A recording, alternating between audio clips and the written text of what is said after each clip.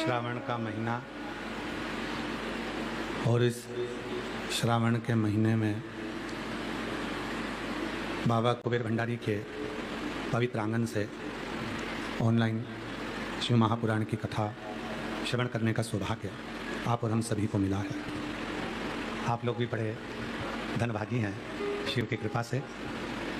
आज बाबा की पवित्र भूमि पर योग बना और आप लोग शिव कथा श्रवण करने का सौभाग्य मिला। बारिश में शिव भक्त जब पंडालों में आते हैं, पंडाल पक्की जगह पर तो लग नहीं पाते हैं, खेतों के अंदर ज़मीनों पर काली मिट्टी में, कच्ची मिट्टी में पंडाल लगते हैं और वहाँ कीचड़ हो जाता है।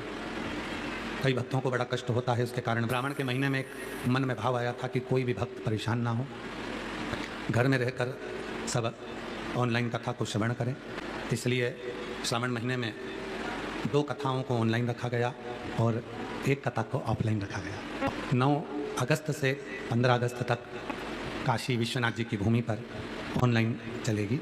1 बजे से 4 बजे तक कथा का लाभ आप और हम सब लेंगे।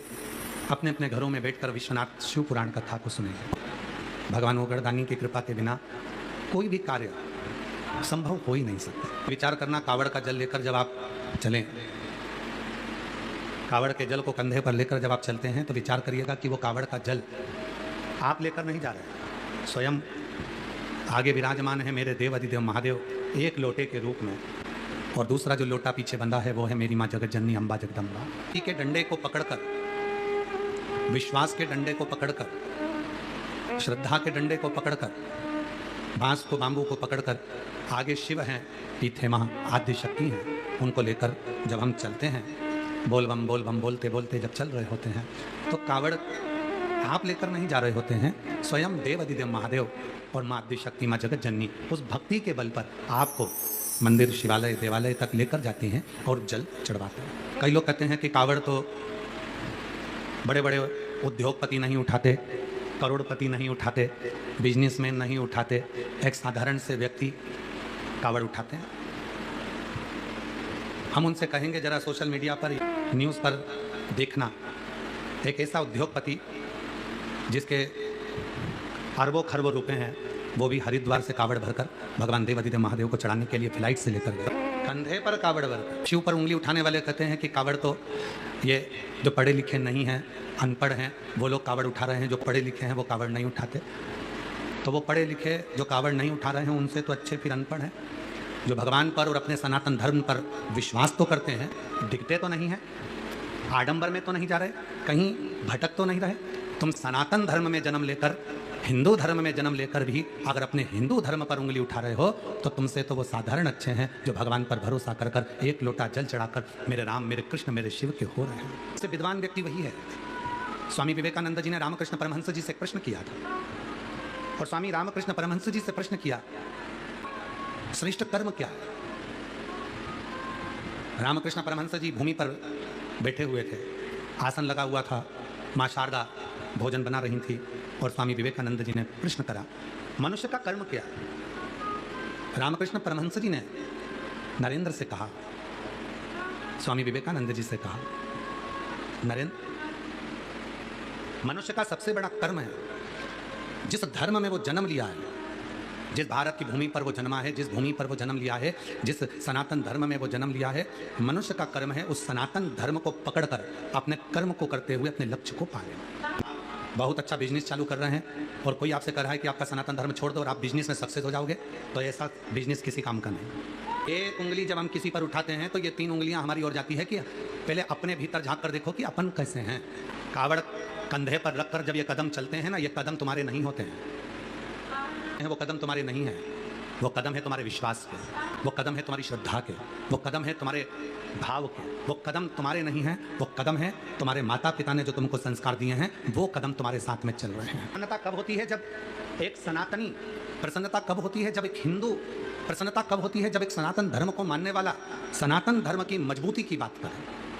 शिव को जल चढ़ाने का नंबर आ जाए, जब राम जी को तुलसी का दल चढ़ाने का नंबर आ जाए, जब भगवान कृष्ण को वैजंती माला चढ़ाने का नंबर आ जाए, जब गंगा का स्मरण करने का नंबर आ जाए, जब यमुना जी की स्वच्छता की बात आ जाए, जब माँ सरयू को प्रणाम करने का नंबर आ जाए, जब माँ नर्मदा के कंकर को शंकर के रूप में पूजने का नंबर आ जाए, जब माँ गोदावरी के मात्र दर्शन का नंबर आ जाए, जब माँ कावेरी के दर्शन का नंबर आ जाए, उस समय पर तुम्हें यह नहीं विचार करना है, उस समय पर तुम्हें यह विचार करना है कि मेरा धर्म मुझे ये कहता है, कि मेरा धर्म ये मुझे कहता है कि इन पर भरोसा कर जिस दिन मैंने भगवान को एक लोटा जल चढ़ाना प्रारंभ करा, उस दिन मेरा कार्य सफल जरूर है। जो कदम मंदिर तक जाए वो कदम तुम्हारे संस्कारों के हैं, जो कदम मंदिर तक तुम्हें लेकर जा रहे हैं, शिवालय तक तुम्हें लेकर जा रहे हैं, तीर्थ तक तुम्हें लेकर जा रहे हैं, वो कदम तुम्हारे विश्वास के हैं। जो कदम तुम्हें परमात्मा के दरवाजे तक, गुरु के दरवाजे तक लेकर जा रहे हैं, वो कदम तुम्हारी श्रद्धा के हैं। और जो कदम तुमको होटल तक लेकर जा रहे हैं, जो कदम तुम्हें मॉल तक लेकर जा रहे हैं, और जो कदम तुम्हें दारू की दुकान तक लेकर जा रहे हैं, व्यसन तक लेकर जा रहे हैं, वो कदम संस्कार के नहीं हैं, वो कदम संस्कारित नहीं माने जाएंगे, वो श्रद्धा और विश्वास के नहीं माने जाएंगे, वो तुम्हारी जिंदगी को बर्बाद करने वाले माने जाएंगे। माँ सीवन के तट से कावड़ भरकर लोग कुबेरेश्वर धाम तक आते हैं, सुल्तानगंज से कावड़ भरकर लोग देवघर तक जाते हैं, हरिद्वार से कावड़ भरकर लोग नीलकंठ तक जाते हैं, नर्मदा जी का जल लेकर लोग महाकालेश्वर बाबा तक जाते हैं, छिपरा जी का जल लेकर लोग ओमकारेश्वर तक जाते हैं। यहाँ पर कावड़ चढ़ते हैं, हर जगह कावड़ चल रही होती है। भोजन के भंडारे लगाते हैं, बड़े बड़े भंडारे चलाते हैं, कोई पोहा बांट रहा होता है, कोई चाय बांट रहा होता है, कोई पानी बांट रहा होता है, कोई कॉफ़ी दे रहा होता है, कोई पानी ही पिला रहा होता है कि उसने केवल कुर्सी लगा दी बैठने के लिए कि आप यहाँ से बैठते हुए निकल जाना। और कई लोग ऐसे भी होते हैं कि ये सोचते हैं कि ये तो हमारे यहाँ आए थोड़ी ना है, ये तो मंदिर जा रहे हैं, ये तो बाबा के दरवाजे जा रहे हैं, ये तो नीलकंठ जा रहे हैं, ये तो देवघर जा रहे हैं, ये तो कुबेरेश्वर धाम जा रहे हैं, ये तो हमारे थोड़ी ना है। कई लोग ऐसे भी और ये विचार करते हैं कि भगवान मुझे इतना देना कि मुझे संपदावान बनाना, वैभववान बनाना और मुझे संपदा देना। भगवान भी विचार करता है, तेरे दरवाजे के सामने से इतने शिव भक्त निकल कर चले गए और तेरे द्वारा एक चुल्लू पानी तक नहीं पिलाया गया, तो अगले बार तेरे दरवाजे पर ये अन्न, ये जल, ये धन, ये वैभव, ये सत्ता, ये संपदा टिकने वाली नहीं। और कई ऐसे हैं जो निरंतर सेवा में लगे हुए हैं, दिया है उसने, और भगवान जब दे, भगवान जब करुणा करे, भगवान जब कृपा करे, भगवान जब तुम्हारे हाथों में दे, तो प्रयास करना। हमने देखा है जब कथा होती है तो गरीब से गरीब एक साधारण सी भी स्त्री अपनी झोली में 2 रोटी लेकर आती है, थोड़ा सा मिर्ची का ठेसा लेकर आती है, थोड़ी सी चटनी लेकर आती है, और वो अपनी अड़ोसन पड़ोसन को भी भाग दे देती है। उसको क्या मिल रहा है, उसको क्या प्राप्त हो रहा है, ये वो जाने कि क्या मिलता होगा, क्या मिलता होगा। इतनी कावड़ चढ़ रही है, क्या मिलता होगा, कावड़ के डंडे लेकर जाने में क्या मिलता होगा, कावड़ का लोटा भरकर जाने में क्या मिलता होगा। हम उनसे पूछते हैं तुम्हें कावड़ के डंडे दिख गए कि कावड़ चढ़ाने से क्या मिलता होगा, तो तुम एक जवाब जरूर देना कि राजनेताओं के झंडे उठाकर उनके पीछे पीछे जयकार करते हुए चलने में तुम्हारे को, तुम्हारे बाप को क्या मिलता होगा। ये कावड़ के डंडे लेकर चल रहे हैं तो तुम्हारे को काली मिर्ची लग रही है, कावड़ के डंडे लेकर चल रहे हैं तो तुमको काली मिर्ची लग रही है कि कावड़ के डंडे उठाने से क्या मिलेगा, कावड़ का जल चढ़ाने से क्या मिलेगा, बोल बम बोलने से क्या मिलेगा, कावड़ लेकर जाने से क्या होगा, नंगे पैर चलने से क्या होगा, कावड़ लेकर इतनी दूर जाने से क्या मिलेगा। तो तुम तुम्हारे पिताजी के झंडे लेकर चलते हो, तुम राजनीति के झंडे लेकर चलते हो, उनको जय जय करते हुए चलते हो, उनका जय घोष करते हुए चलते हो, तो राजनीति के डंडे उठाने में, राजनीति के झंडे उठाने में और राजनेताओं के पीछे पीछे घूमने में तुमको क्या मिलता है, बोतल या 500 का नोट, बस इतना मिल जाता है, और उसमें तुम डंडा और झंडा सब लेकर चलते रहते हो, पीछे चल रहे हो। तो एक नहीं बोल रहा कि हमने झंडा पकड़ा, हमने डंडा पकड़ा, हमने उनकी जय जय करी, और जो सनातन धर्म का कावड़ लेकर चढ़े, जो सनातन धर्म की कावड़ लेकर आगे बढ़े, और तुम्हारे को हृदय में खलने लगा,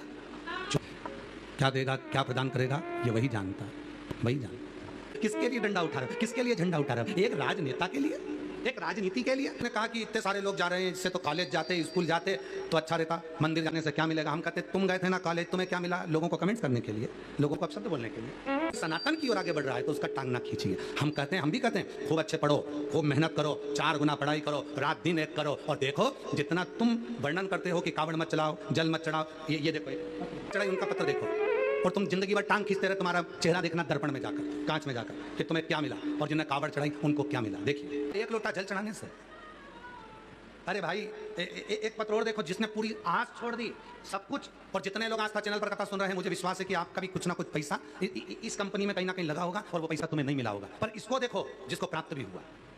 और जितने यहाँ बैठे हो ना, तुम्हारा भी थोड़ा ना थोड़ा पैसा उस कंपनी में लगा होगा और वो मिला नहीं होगा। पत्र देखिए, मैं सीता मित्तल, पति का नाम संजीव मित्तल, जिला धौरपुर से मैं बसेड़ी की रहने वाली हूँ। गुरुजी, मेरे पति ने एक सहारा कंपनी में काम किया जो प्राइवेट कंपनी थी और 2018 में वो फेल हो गई। वो कंपनी पैसे लेकर चली गई। हमें जिन जिन के पैसे हमने लिए थे और कंपनी में जमा किए थे वो सब हमारे को परेशान करने लगे। गुरुजी, मेरे पति को मारते पीटते और उसको गालियाँ देते, इतना इतना गंदा कहते। हमने अपना मकान तक बेचकर लोगों के पैसे दे दिए पर कंपनी से हमारा पैसा नहीं आया। तब मेरी ननंद हमें शिव पुराण कथा के बारे में बताई। उसने कहा श्री शिवाय नमस्तुभ्यम का जप करो और एक काम करो, एक बार सीहोर वाला बाबा के कहने पर सीहोर जाओ, वहां की कावड़ भरो। तो कहा कावड़ भरने से क्या कंपनी हमारे पैसे दे देगी? मकान भी चले गया, कुछ भी नहीं बचा, गहने भी नहीं बचे और लोग आज भी गाली दे रहे हैं, अपशब्द कर रहे हैं। उनका पैसा कहां से देंगे? जब कंपनी ही चली गई तो पैसा कहां से मिलेगा? क्या करा जाए? तब कावड़ भरने के लिए आई और बाबा की कृपा से जैसे ही कावड़ भरकर मैं गई 2022 की और 2023 के मार्च के महीने में बाबा की कृपा से कंपनी से थोड़ा सा पैसा आ गया और मैंने सबका पैसा चुका दिया और बाबा की कृपा से मेरा मकान वापस बन गया और आज मैं बाबा की कृपा से वापस सेटल हो गया। ये शिव की भक्ति है। इसको कहते हैं कावड़ चढ़ाने का एक लोटे जल का क्या फल है।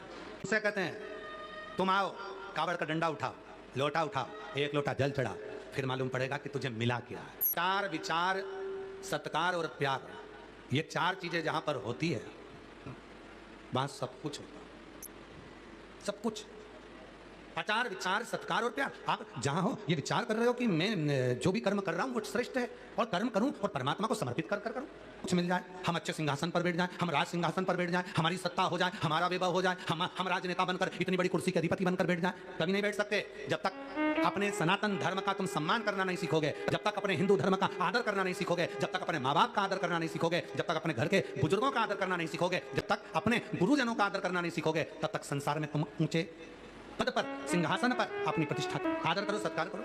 आचार विचार सत्कार और प्यार, ये चार चीजें चार स्तंभ की तरह होती है। टीवी पर न्यूज चल रही है, अभी एक सोशल मीडिया पर चल रही थी, एक पिता हरियाणा में मर गया, प्राण छूट आया।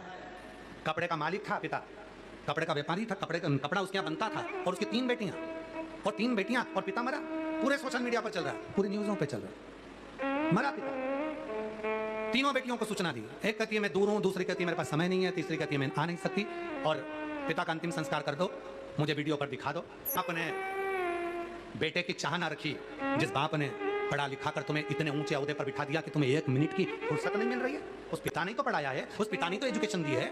और जो बात कहते हैं कि कावड़ का डंडा उठाने से क्या मिलेगा, कॉलेज जाओ, स्कूल जाओ, उस पिता ने भी तो कॉलेज भेजा था, उस पिता ने भी तो स्कूल भेजा था, पर पिता पढ़ाने के चक्कर में कावड़ का डंडा उठाने के लिए नहीं भेज पाया। और जिस वो बच्चियां भी अंतिम संस्कार के लिए अपने पिता के सामने खड़ी मिलती, एजुकेशन के साथ, पढ़ाई के साथ, शिक्षा के साथ में, कॉलेज के साथ में, स्कूल के साथ में, ट्यूशन के साथ में, कोचिंग के साथ में, जरूरी है आपके घर के संस्कार। अपने माता पिता का आदर करो, सम्मान करो, अपने इष्ट को भजो, चाहे राम को भजो, चाहे कृष्ण को भजो, चाहे शिव को भजो, चाहे आदिशक्ति को भजो। एक इष्ट अपने भीतर होना चाहिए जिसका हम आदर करें, वो काम आएगा। और इस चरित्र को देखकर जितने सोशल मीडिया पर इस रील को देखकर धू कर रहे हैं, आप शब्द बोल रहे हैं, उनसे कहना है आप शब्द कहना बंद करो इस रील को देखकर, धू करना बंद करो इस रील को देखकर। बल्कि आज से नियम ले लो कि हम बच्चों को पढ़ाएंगे, एजुकेशन देंगे, अच्छा कॉलेज, अच्छा स्कूल देंगे, खूब पढ़ाएंगे, और उसके साथ में अपने घर के संस्कार भी अपने बच्चों को देंगे, उनको धर्म की राह भी दिखाएंगे। क्यों? अगर बच्चों में कॉलेज और स्कूल के साथ थोड़ी सी भी धर्म की राह होती है तो वो माता पिता कभी वृद्धाश्रम की सीढ़ी नहीं चढ़ते। माता पिता जिनके बच्चे संस्कारित होंगे, बच्चों को खूब कार दिलाओ, पर कार दिलाने से पहले बच्चों को संस्कार दिलाओ। कार दिलाओगे बच्चे बेच कर खा जाएंगे, और संस्कार दिलाओगे तो बच्चे कारों की लाइन लगा देंगे। घरों में संस्कारों की कमी होती है, तब पिता वृद्धाश्रम में पड़ा रहता है और प्राण छोड़ देता है। माँ, इंदौर की घटना थी जब माँ फ्लैट में पड़ी रही और 3 दिन तक नहीं मालूम पड़ा कि वो मर चुकी है। बच्चों को कहा तो आने को थी क्या? कई लोग कहते हैं गुरुजी आप नहीं बोलते, गुरुजी बोलते हैं तो तुम गुरुजी का पुतला जला देते हो, कहीं ना कहीं कुछ ना कुछ अपशब्द बोलना चालू कर देते हो। गुरुजी हम तो तैयार बैठे बोलने के लिए, पर तुम गुरुजी के साथ खड़े तो हो।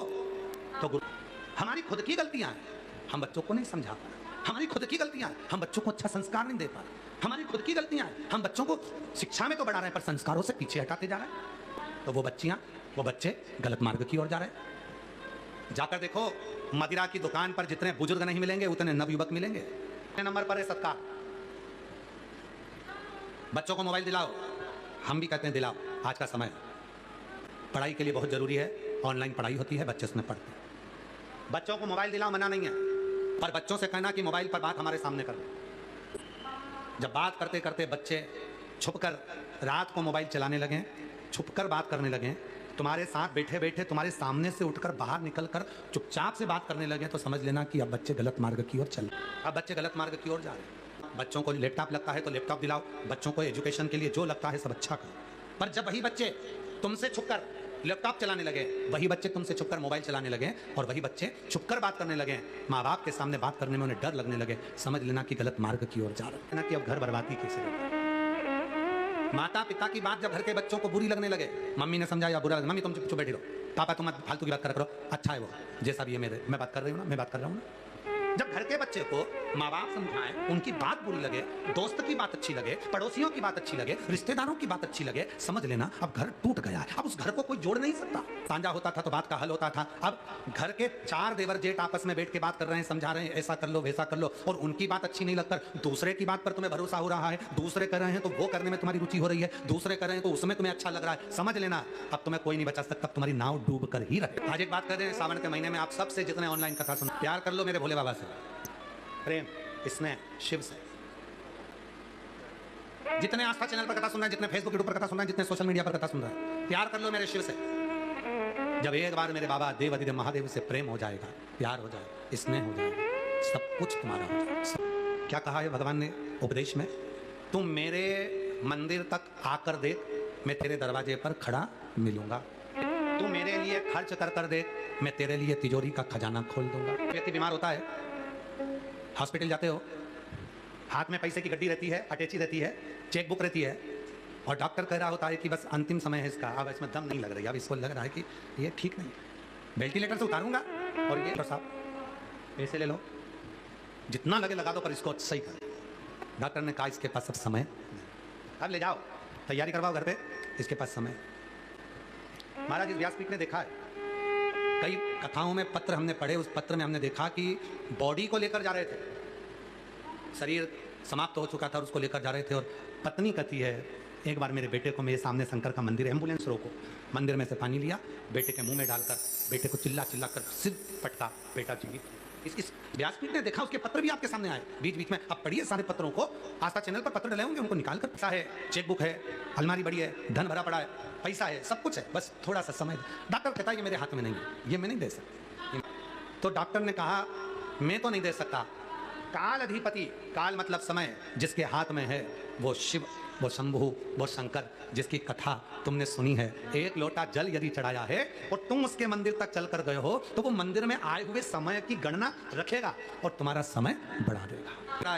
बैंक में बैलेंस बढ़ा है, वैभव बढ़ा हुआ है, सब कुछ है, समय नहीं, ले जाओ, आएगा फिर अंत समय प्रभु आना पड़ेगा, वचन दिया तो निभाना पड़ेगा। कोई नहीं आएगा, तब अंत समय में वही आएगा, मेरा शंभू, मेरा त्रिकालदर्शी, मेरा कैलाशी, अविनाशी, मेरा, जिससे मैंने प्रेम करा, जिससे मैंने प्यार करा। और प्यार भी अलग अलग होता है, एक प्यार वो होता है जो बच्चों से किया जाता है, बच्चे आएंगे चाय देकर चले जाएंगे, बच्चे आएंगे पूछ कर चले जाएंगे, मम्मी पापा कैसे हैं पूछेंगे, चले जाएंगे। एक प्यार वो होता है जो धर्मपत्नी से किया जाता है, वो बैठी है हॉस्पिटल में, जप रही, भगवान का भजन कर रही, मेरे पति को परमात्मा ठीक कर देना, शिव जी से प्रार्थना कर रही, जल ला रही, रुद्राक्ष का पानी दे रही, सेवा कर रही, हाथ मल रही, पाँव दबा रही, सब कर रही। एक प्यार वो होता है जो सेवा करेगी, एक प्यार वो होता है बच्चों से जो वो आकर पूछेंगे, एक प्यार वो होता है परिवार से जिनको तुम धन दौलत देते हो, सब धन के मीत होते हैं, प्रेम के मीत, प्यार के। हमारे मामा जी बहुत अच्छे, हमारे चाचा जी बहुत अच्छे, हमारे काका जी बहुत अच्छे, हमारी फूफा जी बहुत अच्छे, क्यों? क्योंकि तुमने धन दिया तो सबने प्यार किया। तुम धन देना बंद कर दो, प्यार करना लोग बंद कर देंगे। कमा कमा कर घर में देते रहोगे, तब तक घर के लोग भी भैया कैसे हो, बहुत दिन हो गए आ नहीं रहे हो, आओ ना, बहुत। अभी बोले बच्चे भी तो अपने हैं, तो शंकर भी तो अपना है, कभी उसने कभी नहीं कहा कि मुझे चाहिए। महाराज जोड़ा जोड़ा जोड़ा और आखिरी में छोड़ा, और छोड़ने के बाद क्या हुआ, तेरा वो क्या बोलते हैं उसको, मरने के बाद घाट पे जाके जो कार्यक्रम किया जाता है उसको घाटे का कार्यक्रम कहते हैं। घाटे का क्यों बोलते हैं? क्योंकि इतना जोड़कर चले गया, खुद भी खा नहीं पाया, सुख नहीं भोग पाया, बहुत बड़ा घाटा लगा, इसलिए घाटे का काम हुआ। जोड़ा जोड़ा, सीवर वाले बाबा जैसे हो जाओ, जितने भी फोटो मिलेंगे ना तुम्हें सीवर वाले बाबा के, वो मुस्कुराते हुए मिलेंगे, हंसते हो, दांत दिखते ही रहेंगे, मुस्कुरा। गम है तो भी मुस्कुराना है, तकलीफ है तो भी मुस्कुराना है। क्यों? क्योंकि दुख है मुस्कुराइए, तकलीफ है मुस्कुराइए, आनंद से रहो। क्यों? क्योंकि वो मेरे सिर पर बैठा है, मेरा कुबेरेश्वर बाबा, उसका हाथ मेरे सिर पर है, मेरे विश्वनाथ का हाथ मेरे सिर पर, मेरे महाकाल का हाथ मेरे सिर पर है, मेरे ओमकार नाथ का हाथ मेरे सिर पर है। मैं घबराऊंगा ना? गाड़ी लेके जा रहे हो, पानी की बोतल साथ में, चलते चलते बीच में शंकर जी दिख गए, गाड़ी रोको रोको रोको रोको रोको रोको जरा, लोटा भर वो बाटल निकाली पानी की, शिव जी को चढ़ाई, पत्तियां तोड़ी, चढ़ाई, प्रणाम करा, बात करी, बाबा कैसे हो, अकेले में बैठे हो, बहुत शांति से, परेशान करने आया हूँ, रास्ते से निकल रहा था, सोचा मेरे बाबा से बात कर जाऊँ, जल चढ़ाया, चल आप 4 व्हीलर गाड़ी के साथ में चलते हो, परिवार के साथ चलते हो, तो खाने के लिए ढाबा ढूंढते हो, होटल ढूंढते हो, रास्ते में ढाबा देखो, होटल देखो। और हम गाड़ी से चलते हैं तो मंदिर ढूंढते हैं। होटल कहीं का मिल जाए, शिव जी का शिवलिंग रखा मिल जाए, किसी पेड़ के नीचे शंकर जी का शिवलिंग मिल जाए, रोको रोको रोको रोको, वहीं पर रुको। तुम ढाबा ढूंढते हो, देखो बहुत देर हो गई, चाय पीना है, चाय की दुकान देखो, ढाबा देखो, कुरकुरा की दुकान देखो, जरा सौंफ सपाटी खरीदना वो देखो, और हम कहीं होटला दिख रहा, कितना अंतर है। तुम ढाबा ढूंढो, चाय की दुकान ढूंढो, खाने का सामान ढूंढो, और हम एक लोटा जल, सारी समस्या का हल। और लोग कहते सियोर वाला बाबा कहता है, लोग उनकी बात मानते हैं और लोगों का काम हो जाता है। तो अंतर कितना है? तुम ढाबा ढूंढ रहे हो, चाय की दुकान ढूंढ रहे हो, खाने का सुपारी ढूंढ रहे हो, सौंफ ढूंढ रहे हो, और हम बाबा ढूंढ रहे हैं। जब पूरे रास्ते बाबा को ढूंढने में लगे रहते हैं, कहीं तो मिलेगा मेरा भोला भंडार। कर तुम सब बैठे हो ना, इसलिए कर। इसीलिए हमारी गाड़ी में हम कई लड़कों को बिठा कर ले जाना चाहते, गाड़ी खाली बैठ जाओ, चलो, कोई नहीं जाता हमारे साथ। मालूम है कि होटल नहीं ढूंढेंगे, ये ढाबा नहीं ढूंढेंगे, शंकर जी का मंदिर ढूंढेंगे। 1-2 हैं जिनको मालूम है गुरु जी उतरेंगे, पानी चढ़ाएंगे, चलो फिट करते हैं। कई लोगों ने बोल भी रखा होता है, गुरु जी निकलो तो सूचना देना, घर रास्ते में ही पड़ता है, एक को भी सूचना नहीं देते। क्यों? उनके यहाँ रुकेंगे, जाएंगे, कुछ खिलाएंगे पिलाएंगे, टाइम जाएगा। फिर इससे तो अच्छा है कहीं शंकर जी का शिवलिंग देखें, उतना समय बचेगा, शंकर को ढूंढेंगे, कहीं तो मिलेगा मेरा भोला भंडार। इसने होगा मेरे शंभू से जब सब कुछ तुम्हारा होगा, सब कुछ, सब सब कुछ भी ऐसा नहीं रहेगा जो तुमको ना मिले। पर शिव कथा कहती है, एक मुट्ठी चावल कुकर में रखा जाता है तो वो कुकर को भर देता, पका भरा। एक मुट्ठी चावल जब पकाया जाता है तो वो भगोनी को, पात्र को भी भर देता है। एक क्षण का किया गया भजन, एक क्षण का किया गया स्मरण हमारी जिंदगी को खुशियों से भर देता है। एक लोटा जल, सारी समस्या का, सारी समस्या। कितना चढ़ाया? 1 लोटा। सावन में कितना चढ़ाया? 2 लोटा। पूरे वर्ष भर में पार्थिव शिवलिंग का निर्माण करते हैं अपन सावन की शिवरात्रि पर। 11 अगस्त को श्रावण महीने की शिवरात्रि पड़ेगी, पार्थिव पूजन करेंगे अपन सब। शाम को 7 बजे ऑनलाइन अपने अपने घरों पर रहकर पार्थिव पूजन करेंगे। मिट्टी का शिवलिंग का निर्माण कर रखना। ठीक 7 बजे आप और हम सब आस्था चैनल के माध्यम से, फेसबुक यूट्यूब के माध्यम से पार्थिव पूजन करेंगे। साल में 1 बार हम पार्थिव पूजन करते हैं, आप पार्थिव पूजन करते हैं, उसका फल वर्ष भर कितना मिलता है? जितनों के घर में पार्थिव पूजन होती है उसको किसी के दरवाजे पर जाकर कर्जा नहीं लेना पड़ता, उसके यहाँ वैभव, धन, संपदा सब बढ़ता चले जाता है, धन बढ़ता चले जाता है, संपदा बढ़ती चले, संपदा बढ़ती, वैभव बढ़ता चले, धन बढ़ता चले। पार्थिव पूजन का इतना महत्व है। केवल आप शिव जी का मिट्टी का शिवलिंग का निर्माण करेंगे और भगवान शंकर के मिट्टी का शिवलिंग का निर्माण कर जब पार्थिव पूजन साथ में करेंगे उसका फल मिलेगा।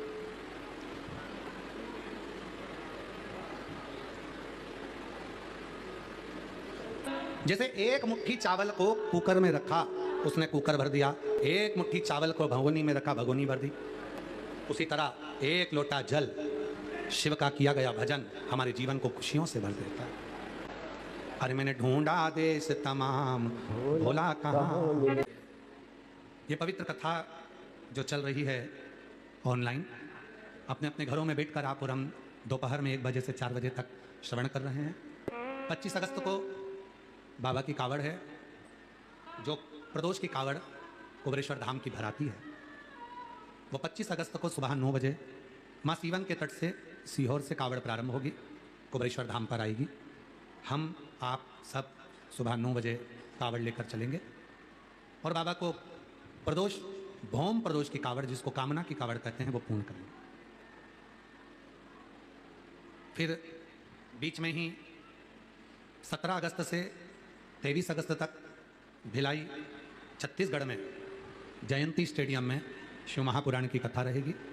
इस कथा में आप सब आ सकते हैं और कथा सुन सकते हैं। प्रसन्नता है, छत्तीसगढ़ वालों को बधाइयाँ दूँ, क्योंकि 6 महीने से कथा सुनेंगे और बाबा को अपने मन की बात कहेंगे। विश्वास रखना, जितने लोग कथा के पंडाल में कथा सुनने के लिए भिलाई आ रहे हैं, उन सबसे निवेदन करूं, सोना चांदी पहनकर मत आना, हीरा पन्ना लेकर मत आना, महंगा महंगा मोबाइल लेकर मत आना, अपना दिल लेकर बाबा की कथा में आना, तो झोली भर कर लेकर जाना। आप सबसे निवेदन। भिलाई जयंती स्टेडियम पर बैठकर कथा का लाभ लें 1 बजे से 4 बजे तक और अपने जीवन को धन्य बनाएं।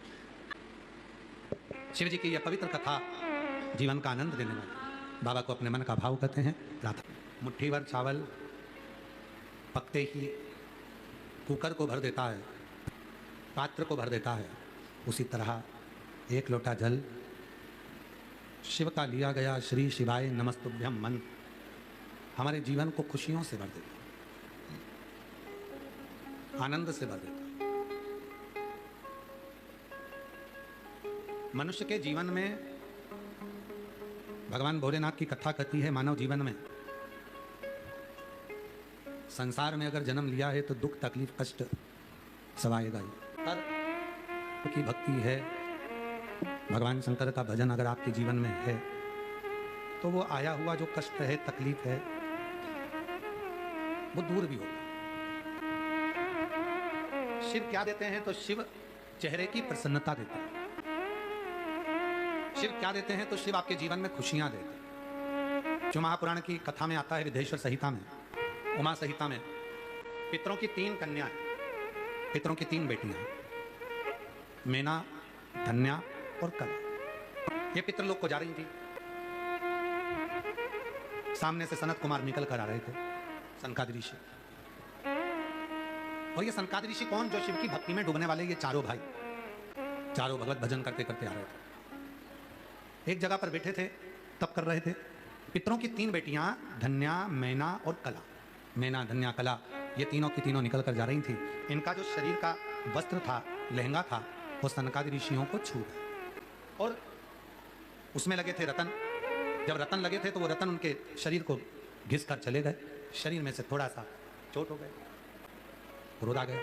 क्रोध में आकर श्राप दिया, हम सनकादि ऋषियों को तुम लोगों ने कष्ट दिया, हम श्राप देते हैं तुम तीनों पितृलोक को छोड़कर मृत्यु लोक में जाओ।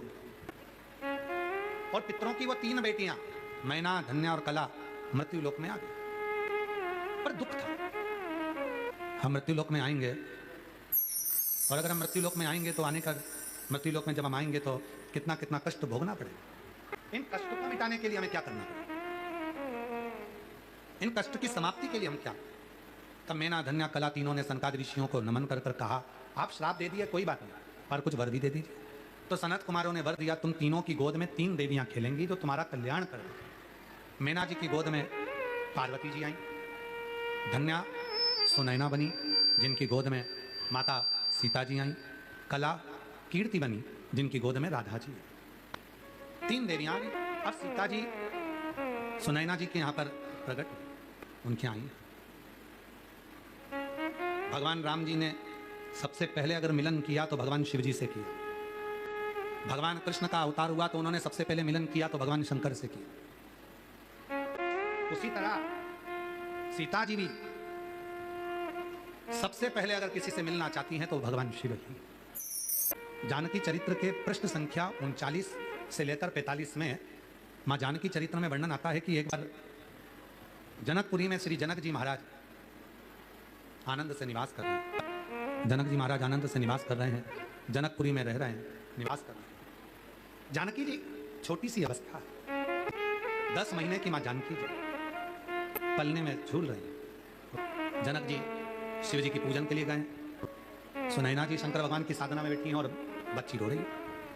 तभी मेरे भोले बाबा, मेरे शंभू स्वयं एक सन्यासी का रूप लेकर जनकपुरी में प्रवेश कर,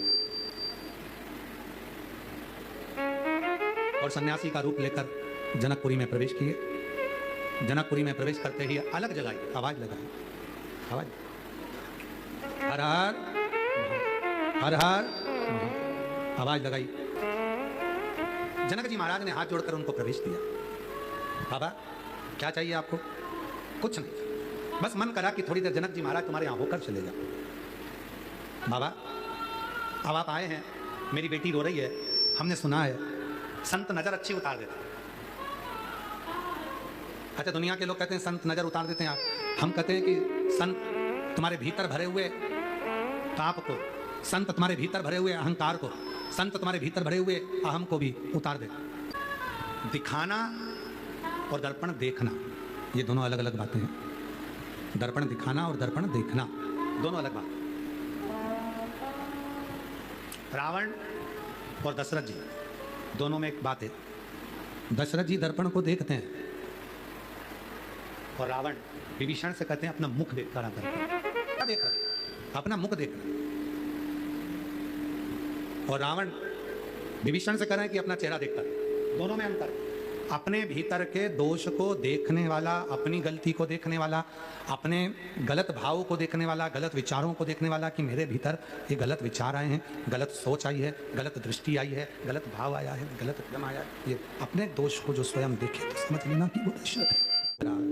भगवान शंकर की कथा करें। दशरथ जी स्वयं मुख देख रहे हैं, जो अपने भीतर की गलतियों को देखकर सुधारे, अपने भीतर के दोषों को देखकर सुधारे, वही श्रेष्ठ है। वही श्रेष्ठ। अपने भीतर की गलतियों को देखे, सुधारे, वो श्रेष्ठ। और जो दूसरों को गलतियां बता रहा है, दूसरे के दोष दिखा रहा है, वो श्रेष्ठ नहीं हो सकता। वो श्रेष्ठ नहीं हो। जो दूसरे की गलती बताए, दूसरे को दोष दिखाए, दूसरे की गलतियां बताए, वो श्रेष्ठ नहीं। मित्रों की 3 कन्या और तीनों कन्याओं ने ये विचार कर लिया था कि हमारे भीतर दोष है। हमने सनत कुमारों को, सनकादि ऋषियों को चोट पहुंचाई। हमने सनत कुमारों को हमने चोट दी है, उनको चोट पहुंचाई है, तो हमें श्राप तो मिला। उस श्राप को समाप्त भी करेंगे तो उस श्राप को समाप्त भी करेंगे तो वही सनकादि ऋषि करेंगे। शिव जी का दर्शन बाल्यावस्था में भगवान राम जी ने करा है। शिव जी का दर्शन बाल्यावस्था में भगवान श्री कृष्ण ने करा है। शिव जी का दर्शन बाल्यावस्था में मां जानकी जी ने करा। ऐसा कोई नहीं जो शिव, तो राम जी तो अपने भवन में है, पर जनकपुरी में जनक जी महाराज, जब जनकपुरी में जनक जी महाराज ने कहा कि आप मेरी बेटी की नजर उतार दीजिए, नजर उतार। एक बात और मिलती है शिव पुराण में, बड़ी सुंदर सी बात है, देखो बहुत ध्यान से सुनिएगा, कि जो शंकर भगवान को 1 लोटा जल चढ़ाता है, जो शिव जी को 1 लोटा जल चढ़ाता है, शिव जी की साधना में, आराधना में डूबा रहता है, शिव महापुराण की कथा कहती है उसको नजर भी नहीं लगती, क्योंकि भोलेनाथ उसकी नजर उतारते ही हल 1 लोटा जल। सारा जो उसके भीतर का दोष है, उसके भीतर का कष्ट है, उसके भीतर की तकलीफें हैं, वो सब शिव समाप्त करता है। कथा वर्णन कर रहे हैं भगवान भोलेनाथ संत का वेश रख कर आए, साधु का रूप रख कर आए, तपस्वी का रूप रख कर आए। और संत का रूप रख कर आए, जानकी जी के पास में पहुंचे, और माँ जानकी जी के पास में पहुंचकर जनक जी के कहने पर माँ जानकी को देखा, और माँ जानकी को देखकर, जानकी के पास पहुंचकर माँ जानकी को देखकर, माँ सीता जी को देखकर शिव जी ने संत के वेश में शंभु शरणे पड़ी मांगू घड़ी रे घड़ी दुख काटो। भगवान शंकर की कथा वर्णन कर रही है, शिव तत्व कर रहा है, और शिव तत्व कर रहा है। शिव जी माँ जानकी के पास में आए, और माँ जानकी जी के पास में आकर बाबा भोलेनाथ जी ने माता जानकी जी के कानों में राम का नाम लिया, राम। और जैसे ही राम नाम माँ जानकी जी के कानों में पड़ा, और कानों में राम नाम पड़ते से ही माँ जानकी खिलखिलाकर हंसने लगी, मुस्कुराने लगी, प्रसन्न। तो जानकी चरित्र जैसे कहता है, जानकी चरित्र जैसे कह रहा है, जानकी चरित्र जो वर्णन कर रहा है, शिव तत्व जो कह रहा है कि शिव प्रसन्नता देते, शिव आनंद देते, बहुत नहीं देते, बहुता में देते। शिव तत्व में शांति है, शिव तत्व में जीवन का सारा आनंद है, शिव तत्व में संपूर्ण जीवन का सुख है, शिव तत्व में संपूर्ण वैभव है, शिव तत्व में संपूर्ण शांति है। जीवन में एक तुम्ही आधार शंभु, एक तुम्हें आधार, एक तुम्ही आधार शंभु, एक तुम्हें आधार। शिव कथा कर रही है, भगवान शंकर का चरित्र कर रहा है, शिव महापुराण की कथा कर रही है। जितनी जीवन की खुशियां हैं, जितना जीवन का सुख है, जितना जीवन का आनंद है, वो सब शिव से ही मिल सकता, शिव से ही प्राप्त हो सकता, भगवान शंकर से ही मिल सकता, भगवान शंकर से प्राप्त हो सकता। जीवन का जितना भी सुख है, जितना भी सुख है, जीवन का जितना भी आनंद है, वो केवल शिव से प्राप्त हो सकता। आप शिव के चरणों में जाना प्रारंभ करिए, शिव देना प्रारंभ करिए। पितरों की 3 बेटियां हैं, मैना, धन्या और कला। ये तीनों सनकादि ऋषि से कहती हैं कि हमारे से जो गलती हुई है उसकी क्षमा हमको दे दीजिए। तो 3 पुत्रियां, माता पार्वती, सीता माता और माँ राधा जी, तीनों उनकी गोदी में थे। और एक बार कथा में आप लोगों से कहा था, आज फिर कहते हैं, पितृलोक कोई साधारण लोक नहीं है। ये दुनिया के जो लोग कहते हैं ना कि पितृदोष लगा है, पितृदोष लगा है, पितृदोष लगा है। शिव महापुराण की कथा कहती है पितृदोष, काल सर्पदोष, आहूत दोष, वासुक दोष, वास्तु दोष, ये दुनिया के जितने भी दोष होते हैं ना, इनको अगर एक क्षण में मिटाना है तो शिव जी के मंदिर में जाकर एक लोटा जल चढ़ाना प्रारंभ कर दीजिए, सारे दोष अपने आप धीरे धीरे धीरे धीरे समाप्त। केवल शिव जी के मंदिर में जाकर एक लोटा जल चढ़ाने से ये दोष धीरे धीरे धीरे धीरे कर कर समाप्त हो। शिव के मंदिर में जाना प्रारंभ करो। कोई ने कह दिया काल सर्प दोष लगा, शिव मंदिर जाना चालू करो। कोई ने कह दिया पितृदोष लगा, शिव मंदिर जाना चालू करो। कोई ने कह दिया वास्तु दोष है, यहाँ की दीवार तोड़ दो, वहाँ का जीना तोड़ दो, वहाँ से ये रास्ता बना दो, वहाँ से वो रास्ता बना दो, सब तोड़ना। उसके पहले शिव जी के मंदिर जाना चालू करो। आप शिव जी के मंदिर जाना प्रारंभ करोगे, जल चढ़ाना प्रारंभ करोगे, एक लोटा जल चढ़ाना शिव जी को प्रारंभ करोगे, जल लाकर घर में छींटना प्रारंभ करोगे, जल लाकर घर में आचमन करना प्रारंभ करोगे, धीरे धीरे धीरे धीरे दोष समाप्त होंगे, संपूर्ण दोष समाप्त होंगे, संपूर्ण। भगवान शंकर की पवित्र कथा कर रही है। तारकासुर के प्राणों को षडानंद कार्तिकेय जी ने लिया। तारकासुर के 3 बेटे तारकाक्ष, विदुमाली, कमलाक्षकी के भी प्राण छूटे। शिवजी पशुपति नाथ बने और उन्होंने तारकासुर के 3 बेटों का संहार किया। शिव महापुराण ने पशुपति व्रत की महत्वता कही। 5 सोमवार का ये व्रत होता है।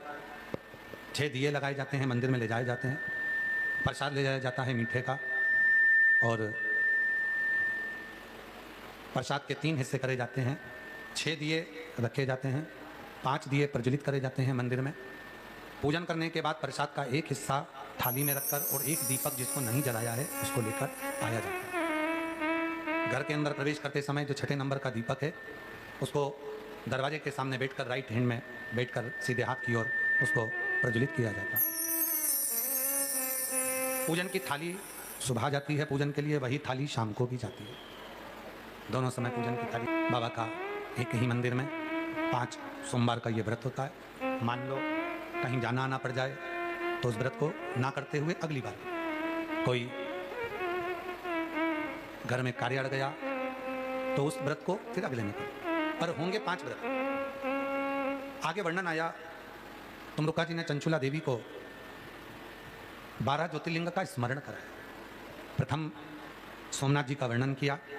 चंद्रदेव को काया का रोग हो गया था और काया के रोग से मुक्ति दी है भगवान शिव, तो शिव जी का नाम सोमेश्वर हो गया, सोमनाथ। अगला वर्णन आया है मल्लिकार्जुन का। षडानंद कार्तिकेय जी रुष्ट होकर चले जाते हैं और भगवान ओघड़दानी शिव माँ जगतजननी अम्बा के साथ में जाकर उनको मनाते हैं। श्री शैलम की पवित्र भूमि है जहाँ भगवान श्री मल्लिकार्जुन के रूप में भगवान शिव पार्वती विराजमान है। फिर अगला वर्णन है महाकाल का। दूषण नाम के असुर का संहार करने के लिए भगवान 84 रूप धारण करते हैं और महाकाल बनकर विराजमान होते हैं। महाकाल बन दूषण नाम के असुर का संहार कर देते हैं, शिव जी का नाम महाकालेश्वर हो जाता है। फिर अगला वर्णन आता है ओमकारेश्वर बाबा का। विंध्य नामक पर्वत ने तप करी, शिव जी का दर्शन पाया, शिव जी ओमकार के रूप में विराजमान हुआ। फिर वर्णन आया है श्री केदारनाथ जी का। नर नारायण ने तप किया और हजारों वर्ष तक तप कर कर शिव जी से वर प्राप्त किया कि आप यहाँ विराजमान हो। भगवान पशुपति नाथ बनकर आए। जब कमलाक्षिकी ने फरसे का प्रहार करा, शीश नेपाल में गया, धड़ केदार के रूप में पूजा गया, शिव जी केदारेश्वर के रूप में विराजमान हुए। अगला वर्णन है भीमाशंकर का। कुंभकर्ण की धर्मपत्नी करकटी के पुत्र भीम का संहार शिव जी ने किया और भगवान शंकर भीमाशंकर के रूप में विराजमान हुआ। फिर वर्णन आता है काशी विश्वनाथ जी का। मनु शत्रुपा के तप के बल से भगवान शिव को काशी में बुलाना और गंगा को भी वहां आमंत्रित करना, भगवान विश्वनाथ जी के रूप में वहां विराजमान हुए। फिर अगला वर्णन है त्र्यंबकेश्वर का। गौतम बाबा पर गौ हत्या का दोष लगना और उस दोष से मुक्ति कैसे मिले, तो माता अहिल्या ने ब्रह्मा विष्णु और महेश तीनों देवताओं की आराधना साधना करी और तीनों देवताओं के फलस्वरूप 3 शिवलिंग के रूप में शिव जी वहां विराजमान हुए। भगवान त्र्यंबकनाथ के रूप में विराजित होते हैं। अगला वर्णन है श्री वैद्यनाथ जी का। रावण शिवलिंग लेकर जा रहा था, वो शिवलिंग रास्ते में बेजू ग्वाले को दिया और वो बेजुग वाले ने भूमि पर रखा, बाबा वैद्यनाथ जी के रूप में विराजमान हो गए। अगला वर्णन है श्री नागेश्वर जी का। दारुक नाम के असुर के संहार के लिए शिव नागेश्वर बन जाते, नागेश्वर रूप धारण कर लेते। फिर वर्णन आता है श्री रामेश्वरम का। राम जी महाराज ने सेतु बांधा, शिव जी की आज्ञा से, शिव जी की कृपा से, शंकर जी की आराधना साधना, पार्थिव शिवलिंग का पूजन कर भगवान रामेश्वरम के रूप में विराजमान। फिर अगला वर्णन है श्री कृष्णेश्वर का। सुधर्म नाम के ब्राह्मण की पत्नी घोषमा के बेटे को भगवान शिव ने जीवित किया, जिसको सोतन ने मार दिया, टुकड़े टुकड़े कर कपड़े में बांधकर तालाब में कुंड में फेंक दिया, और उसी बालक को वापस जीवित किया शिव जी ने। शिव भगवान ओघड़दानी कृष्णेश्वर महादेव के रूप में विराजमान हो गए। बोल कृष्णेश्वर महादेव की। ये सुंदर 12 ज्योतिर्लिंग का ये पवित्र आनंदमय स्वरूप श्री तुमरुका जी ने चंचुला देवी को श्रवण कराया। माँ चंचुला देवी ने जैसे ही कथा को सुना, उनका पति बिंदु जो प्रेत योनि में पड़ा हुआ था, वो प्रेत योनि से मुक्त हो गया, प्रेत योनि से मुक्त हुआ। और उस प्रेत योनि से मुक्त होते से चंचुला हाथ जोड़ा, भगवान भोलेनाथ जी से, ईश्वर गोरा से कहा, शिव पार्वती से कहा, मुझे वर दीजिए अखंड सौभाग्यवती होने का। शिव जी ने वर दे दिया, चंचुला तू अपने पति के लोक में अखंड सौभाग्यवती होकर विराजमान हो।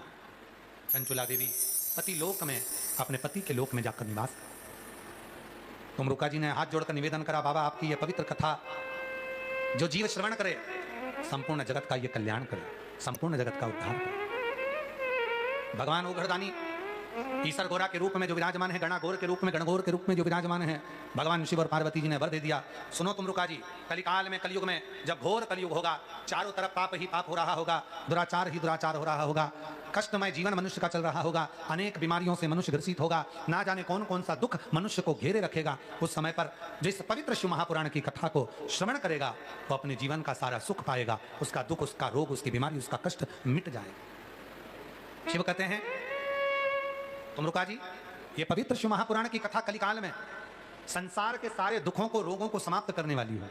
जो भाव से सुनेगा, श्रवण करेगा, मैं देव अधिदेव महादेव उनके दरवाजे पर पहुंचकर उनकी झोली खुशियों से भर दूंगा। ये पवित्र कथा आज विराम लेने जा रही है। ऑनलाइन ये कथा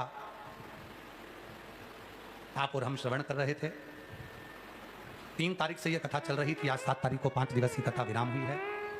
ऑनलाइन शिव महापुराण की कथा काशी से 9 तारीख से 15 तारीख तक 1 बजे से 4 बजे तक श्रवण करेंगे और अपने जीवन को सार्थक करेंगे। ये पवित्र कथा आज विराम ले रही है बाबा कुबेरेश्वर की भूमि से।